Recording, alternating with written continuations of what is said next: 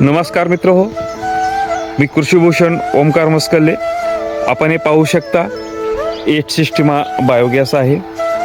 रोज सकाळी 2 टोपले शेण आणि 4 बकेट पाणी टाकून शेणाची स्लरी करून आपण जर या डायजेस्टरमध्ये जर आपण सोडलात तर आपल्याला जवळपास 5 ते 6 व्यक्तीचा स्वयंपाक सहज 2 टाईमचा होऊ शकतो.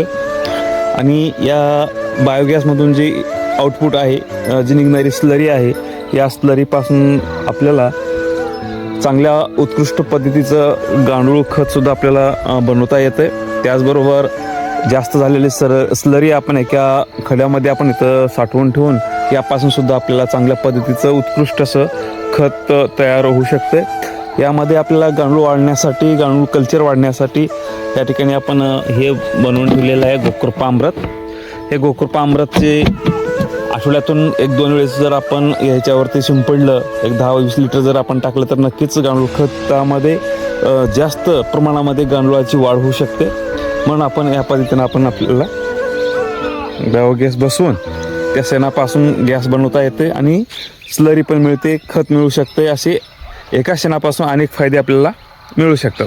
आणि पाहू शकता हे बायोगॅसचा गॅस आहे. इकडं पण चालू होते.